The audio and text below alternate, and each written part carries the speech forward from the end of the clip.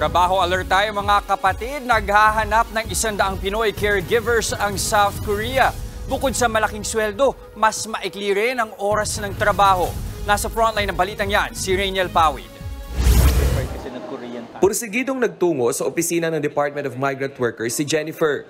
Ang kanyang pakay, alamin ang mga requirement para sa caregiving program ng Pilipinas at South Korea. Isa si Jennifer sa libu-libong minimum wage earners sa bansa na umaaray na sa mataas na presyo ng bilihin. Kaya naman nais niyang subukang mag-caregiver sa South Korea. Parang yung sinasahod every 15 or 30, parang hindi kakasya kasi ang daming billing na bayarin. Sino ba naman ang hindi maiengganyo sa 49,000 pesos na sahod kada buwan?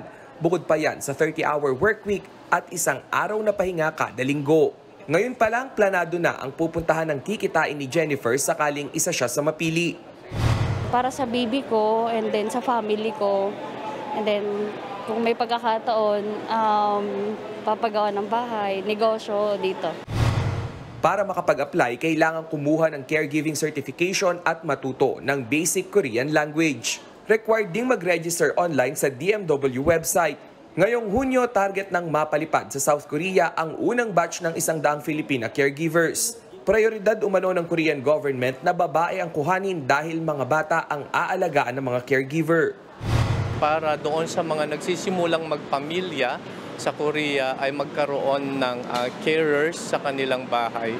Doon sa mga nagdadalang tao na mga misis at saka may toddlers na pamilya para mas ma-achieve nila yung tinatawag na work-life balance. Nakikita naman ni DMW Secretary Hans Kakdak na magandang oportunidad ang programa para sa upskilling o dagdag kaalaman lalo na sa mga domestic workers. Alam natin na meron silang antas na hindi domestic work ang sinasagawa nila. So gusto nga natin maabot nila yung antas na yon in a sense na properly categorize sila kung saan merong ganap na entitlements, merong hiwalay na kontrata at yung kanilang sahod ay akma dun sa kanilang trabaho. Sa ngayon, mayroon ng 1,500 aplikante para sa programa. Tiniyak naman ng DMW na sa nakalipas na 20 taon ang government-to-government program ng South Korea at Pilipinas ay wala pang mabigat na problema ang naitala, gaya na lamang ng mga kaso ng pang-aabuso sa ilang bansa sa Middle East. Nagbabalita mula sa Frontline, Rainiel Pawid, News 5.